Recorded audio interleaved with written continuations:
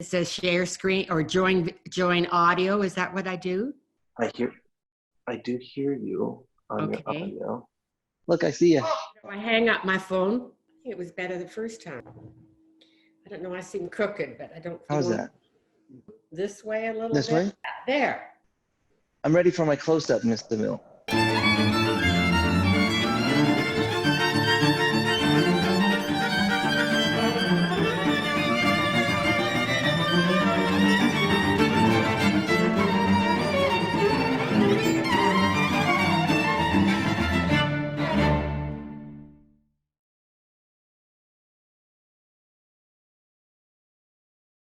Now that I know how much you like to cook and everything, when we get going and you come out here, I expect a dinner from you, Adrian.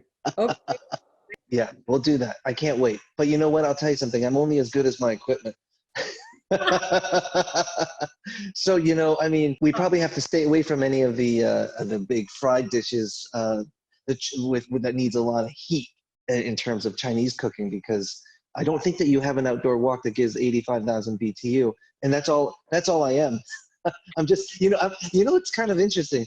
It's kind of like, they've always asked, that famous story with Jascha Heifetz, where somebody walked into after a concert and said to Jascha Heifetz and said, "Mr. Heifetz, your violin sounded amazing tonight."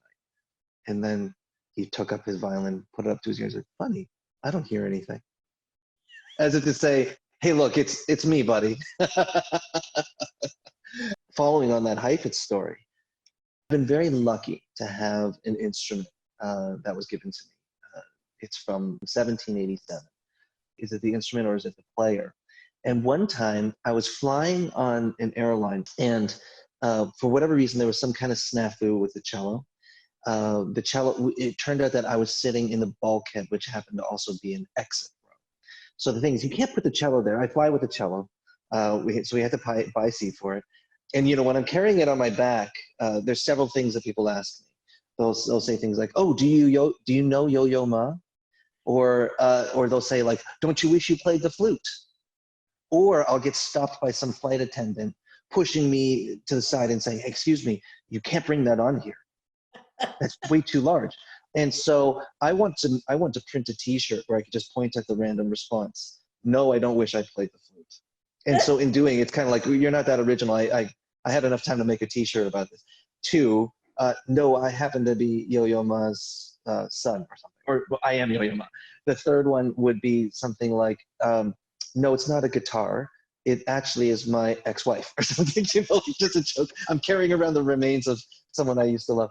And then the fourth one would be, "Yes, I bought a seat for it," which would really just, it's the only one that I use all the time. Like, I bought a seat for it. Anyway, so I bought a seat for it, put the cello in the extra one. I realized, oh, this is going to be an obstruction for if there's an emergency, how are you going to get the cello strapped in? And so they were saying, "You can't be on this flight." And I was like, I literally had a concert. I have to get there. Then they said, "Okay, fine. You know what we can do? You stay in the exit row, and then we will put your cello in first class." And so I sat there in coach, looking at my cello and being like, "He's not drinking the champagne. Can you bring it back here? Like, what's going on?" Like that. And so if there's ever a question of whether it's the instrument or the player, you can see. I've just been watching The Last Dance, the Oh my goodness. And what I really thought of when you were talking about you and the cello is that they had won this big, don't ask me which NBA thing it was, it's a big championship. And Yeah. somebody in the administration said, it was asked a question, "How do you think, what's the success of this championship that you won?"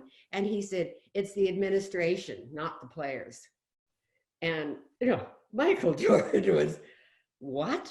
I mean, but there is that concept, isn't there? I mean, the players did. I thought you were going to say, June, that for Michael Jordan, there was a campaign. It's got to be the shoes. Oh yeah.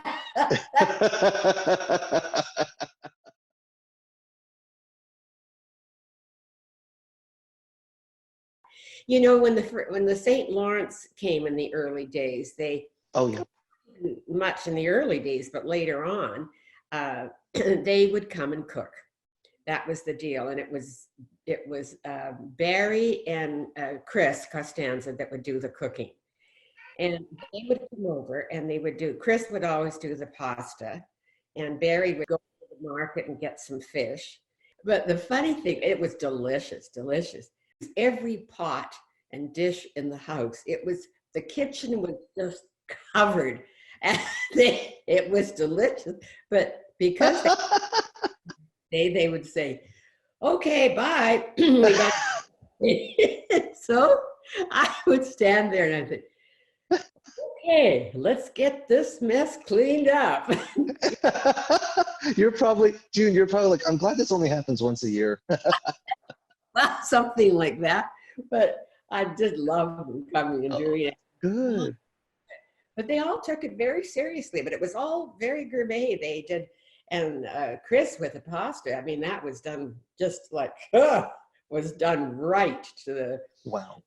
June, one of the things I love most about our relationship is that you are, as you call yourselves, a living artifact. And it's so funny to me. But if I really think about weathering some of the storms, literal storms in January when we had this snowstorm, which is a very inhabitual thing that happens here in Vancouver.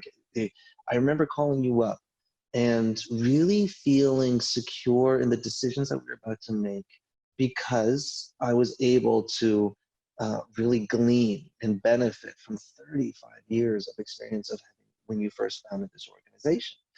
And I remember things like, well, you know what, we try not to cancel concerts. These are the things we would do if we had to adjust certain things. And, throughout all that time, I always get reminded of that great Toyota commercial I saw in college, which is like, in order to keep moving forward, you need to remember where you've been. And that's actually been a huge thing for our relationship. It's why I always treasure the time that we have to talk to one another. And so, I mean, you've seen it from being so involved, and you're always donating your time and volunteering to help in all these random schemes that I come up with. And I feel like we come up with them together. And I love that kind of co-ownership. But, how do you feel from your standpoint, has like when you were starting to the series and you took on the role of both executive and artistic director, what kind of things did you hold as a value? What are the things that you've held most true? Like, no matter, at the expense of everything else, this is the most important thing about Music in the Morning. Excellence. When I first started the series, excellence was top of my mind. People learning something, education, because I'm a teacher. That was my calling, so to speak. And then personally, integrity. I mean, our meaning that, integrity meaning dealing with the artists, dealing with our subscribers. You don't cancel somebody because somebody else better has come along. And so we had a reputation of integrity, which was very important to me. And excellence, being able to get, in my mind, the people that I would like to have on the series that could communicate their musical excellence, and also their comments about music, which we started on the stage, which when I started in 1985, that wasn't done very well often, and there were people that I did talk to that said, no, they didn't do that. And I said, well, I'm sorry, that's what we do. So I drew the line at certain things. But I just started. I like to tell young people about it, that I just, just do it. I didn't have, I had a degree in music, but not in music administration. I had taught at the university at UBC in their daytime program.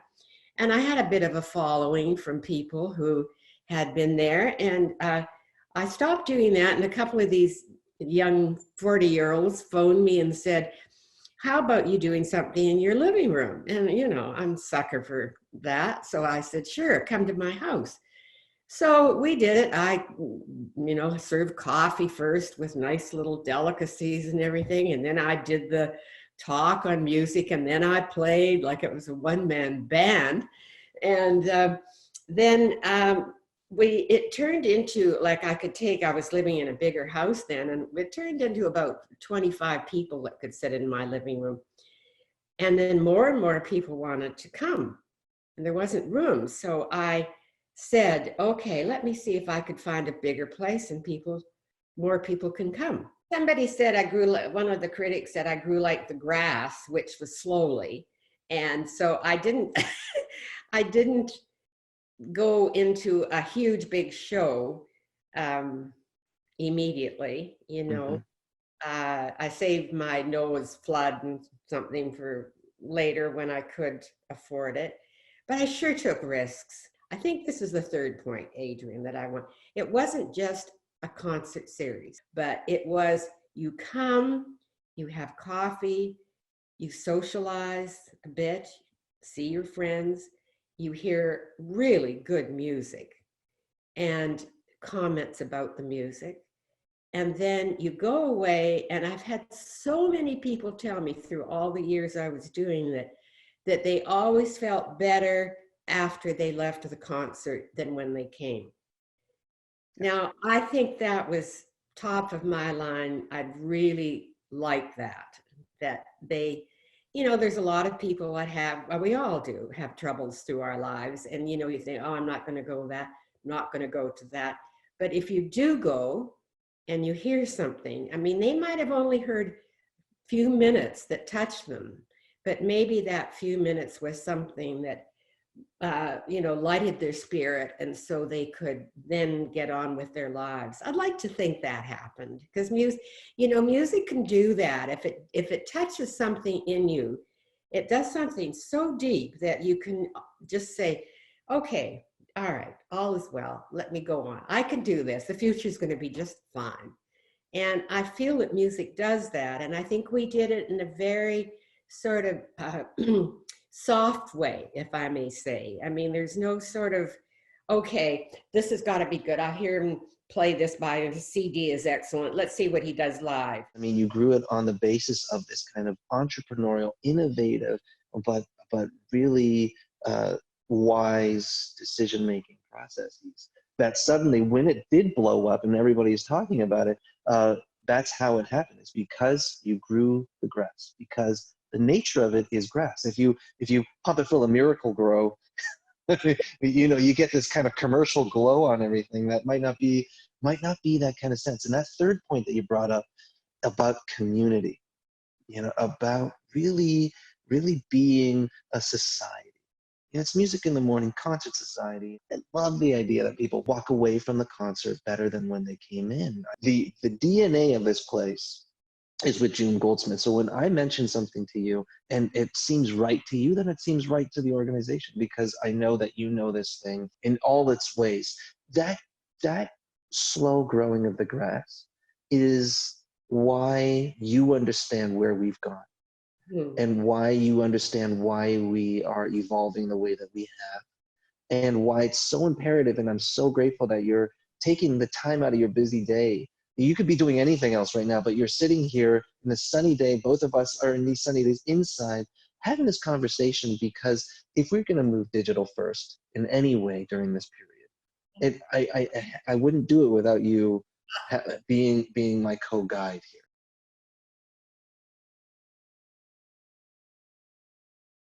We were talking about the concert hall, so I'll tell you that Music in the Morning and our Murray Schaefer I mentioned, Music in the Morning had a romance happening.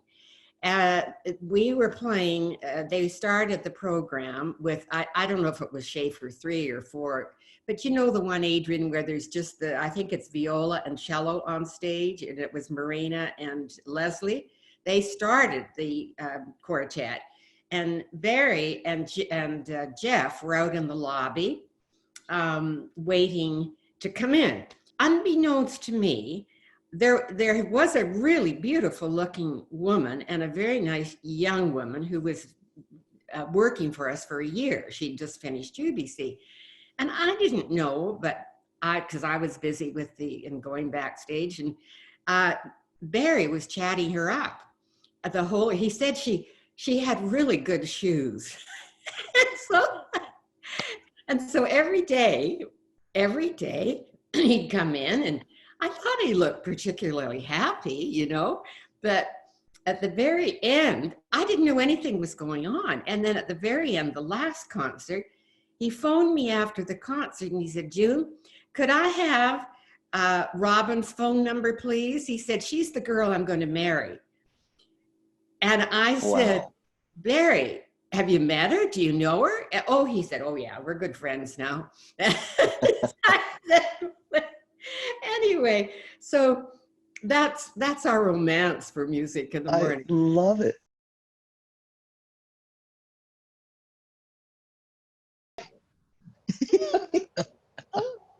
Hi, sweetie. Hello, Amelia.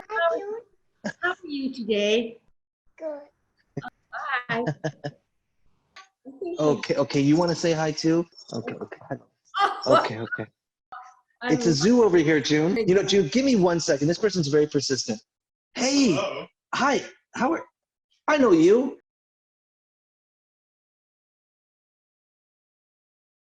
Now, June, I have a little surprise for you, and I didn't tell you about this, but it's so funny that we were talking about Barry Schiffman earlier, and I'm sure that his ears are burning. Is he coming on? Oh, Barry, are you David. there? Barry, add your video, my friend. Barry. Hey, can you, I cannot believe. hey, Adrian, Yes. um, we got to get rehearsing. I'm worried about this fall concert. I'm ready to go. June, are you ready? Have you been practicing, June?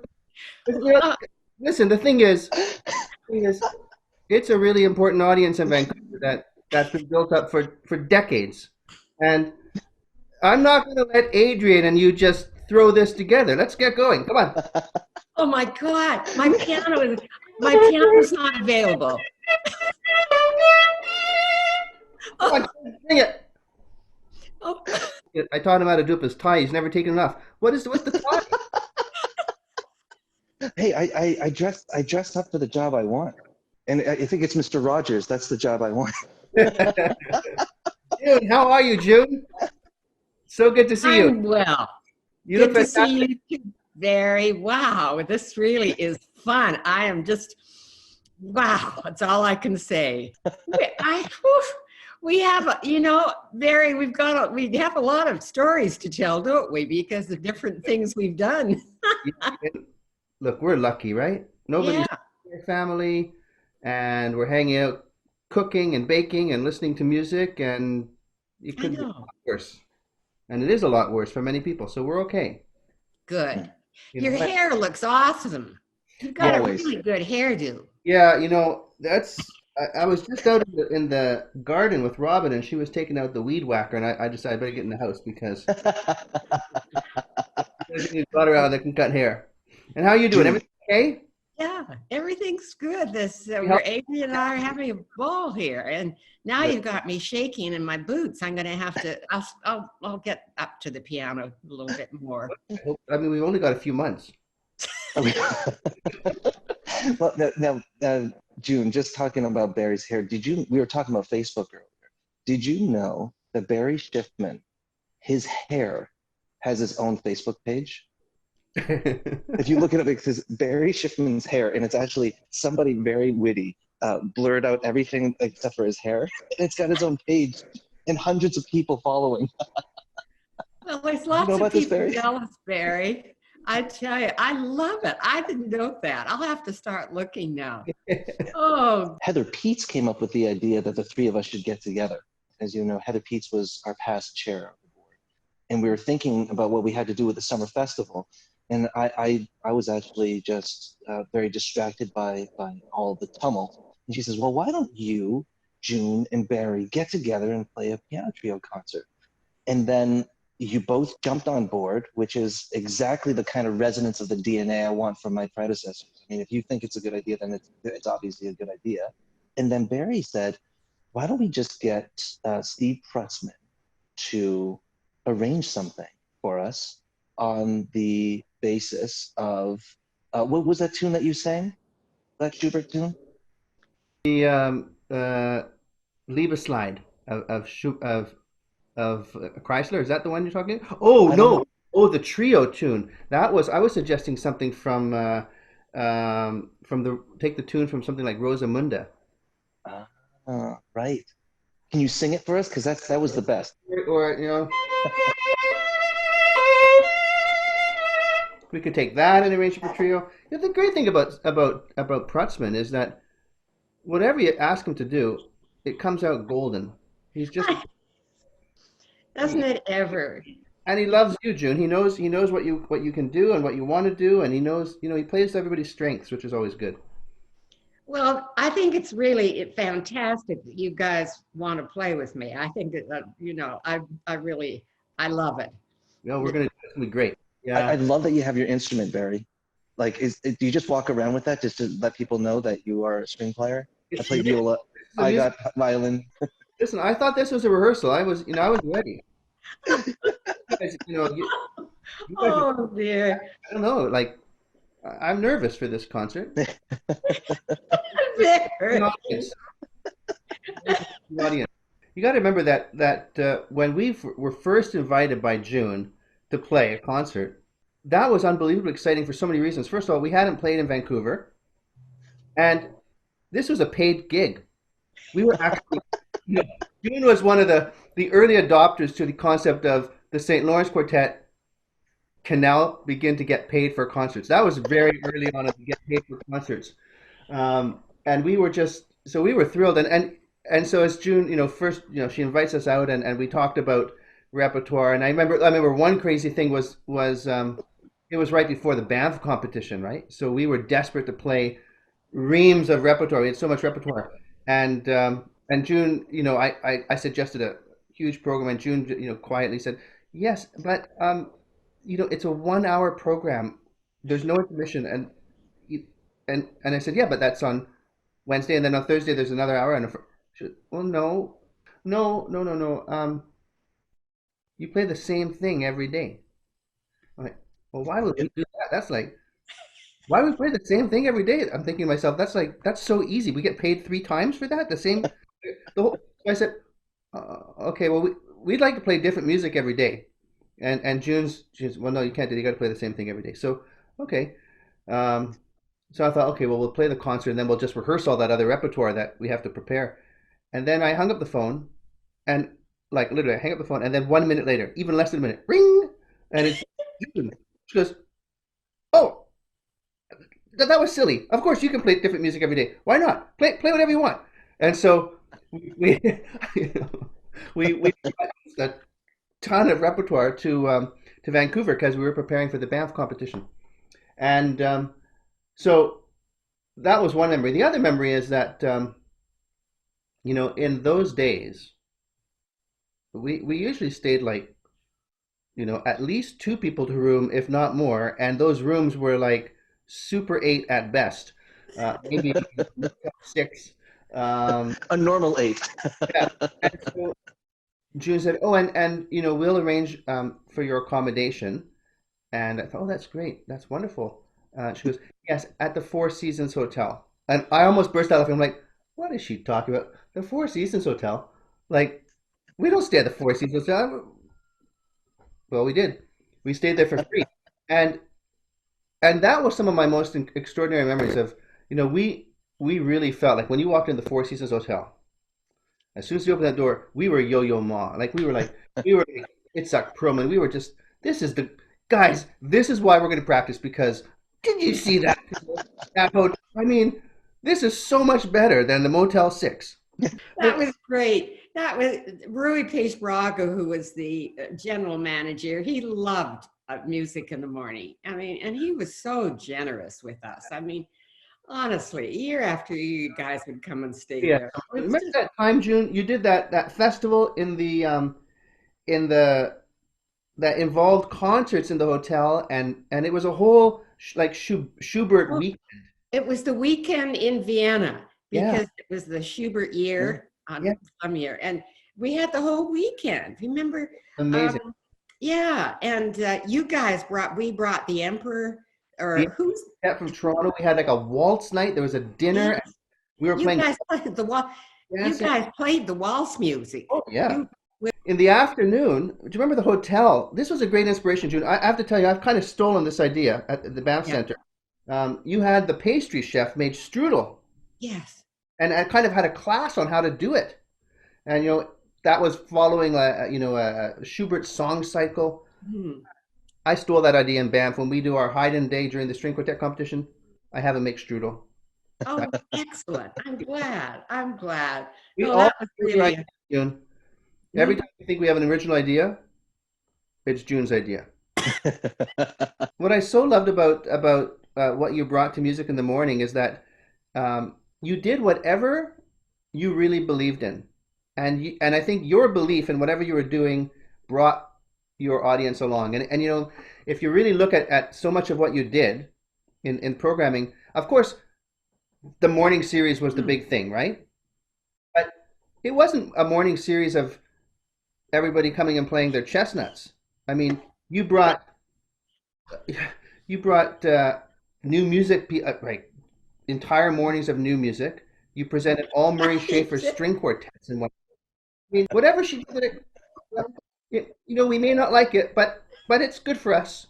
And off they went, and they just, it's fantastic. You had an infectious sort of enthusiasm for what you wanted to hear, and I think people just trust you're a tastemaker. They trust you. If June likes it, it's going to be good. It's all about trust. Once you've got the trust of your audience, you can do some fun things. And it doesn't have to be all contemporary. Whatever you bring, there has to be an element of trust that the audience, brings to that listening experience. And I think a gift for Adrian, for me, was you'd already built up that trust, and that's not an easy thing to do. Cut all this having and let's get rehearsing, guys. Come on, TikTok. Okay, now. Oh, look. Barry, you had mentioned the Armory. You mentioned Armory Schafer as a memory. Is that the only memory you have about that piece being presented at Music in the Morning? My entire life I owe to June. I met my wife playing concerts for you, playing Murray Schafer's quartet. June's not only she doesn't only have good taste in music, she has great taste in beautiful employees. I mean, look at us, Adrian. And think of my wife, Robin. And so there we are playing a concert, and I see this vision of loveliness in the lobby, and I'm like, and what's in this coffee? yeah, I go start playing Murray Schafer's quartet, and that piece, the second violin part that I was playing, that part begins from the back of the audience. So actually, I'm hanging out in the lobby. The concert started. I'm just hanging out there waiting for my, surprise entrance, and observing the attributes of one of your employees who's now my wife. And then I open the door, I go in to play the solo, and I still never found out who it was, but somebody really hated this piece. And I don't think they hated my playing, because I think I just played 3 notes. And he stands up, and so I'm walking down the aisle playing my solo, and I see this older fellow stand up and start walking right towards me. And it's like playing chicken on the, like you see on the movies on the highway. I'm like, he literally, he just pushes me out of the way so he can make a beeline to the door. And which was an awesome opportunity, because after the concert, Robin, who's now my wife, who I had not spoken to, came up to me and touched me, and she said, "Are you okay?" And I thought, that's it. I'm more than okay. Thank you, Murray Schafer. That's the greatest love song ever, and the rest is history. Greatest love song ever. Can't wait to hear what we do, guys. Who knows what's going to happen with when we can actually do this? But we should go to Oklahoma and rehearse. I want to see. Have you seen the size of Adrian's walk in his backyard? No. Oh, I've just seen a picture. Yeah, Why don't we have a practice in Oklahoma? I've been waiting for the invitation, June. I don't know. Maybe Let's you do it. have a direct line to Adrian. He doesn't seem to respond to me. Okay. Well, unfortunately, I don't know if you're okay with playing. This is actually the totem. That piano is the totem of my failure on the piano. I played on that when I was 3 years old, and I threw daily temper tantrums at that piano. But it's a Steinway pianola, as they call it. So if you're okay with the tiny piano that's not a grand piano, June, we can Yes. rehearse here. It's It'll a be Steinway? very good. It's All Steinway, right. yeah. Okay, if it's a Steinway, we'll make do with that. Sorry. But I want to see that. I want you to cook that with that enormous wok you have in your backyard. I Isn't that will. I'll something? definitely do. I All can't right. wait to go. As soon as the planes fly and as soon as we have our peace. There. All Okay. right. Sounds good. Love Lots of guys.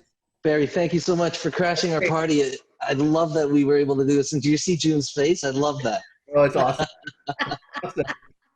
Take care, everybody. Okay. Thank you, Barry. Yeah. Bye-bye. Just amazing, Adrian. I haven't been surprised like that for like, I don't know when. I just had no inkling. So this is going to be a jam-packed jam session.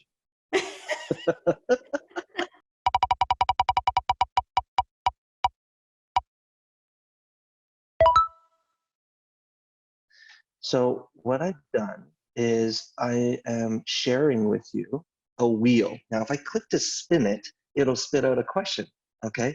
And then you and I could both answer this question. I'm going to click it, okay? Ready? Okay.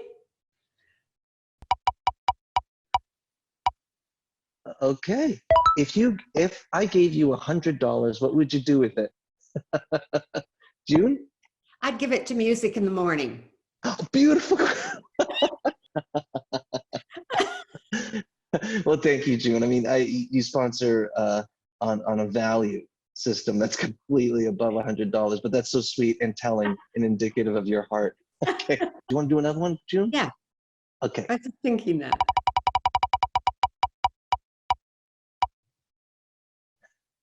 What do you do with your free time, June?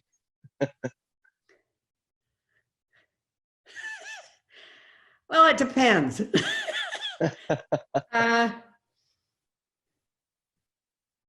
You wanted a serious answer. It would have to be like, I read, I play the piano, I walk, I eat. Mm-hmm. Mm-hmm. Or else it's none of your business. Yeah.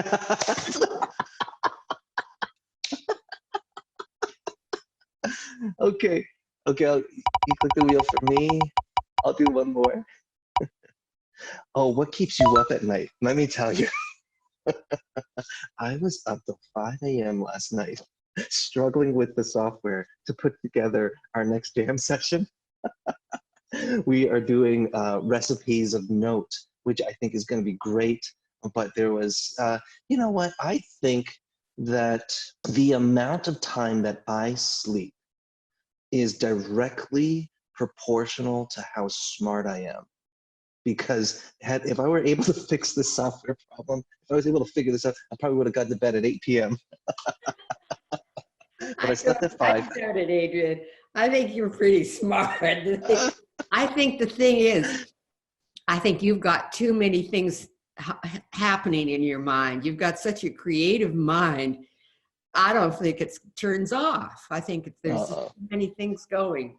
Well, June, what we're going to do is invite our audience to email us at the email below, and to tell them, ask us anything, and we'll put it up on the wheel, and we'll randomize it. Maybe you and I will answer a few questions each jam session. What do you think of that?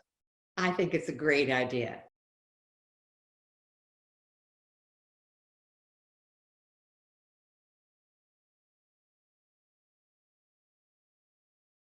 Hello, Music in the Morning. We can't wait to share some tasty music with you from our home here in Tucson, Arizona. We have a selection of our favorite violin duos to pair with some of our favorite recipes. See you in a couple weeks.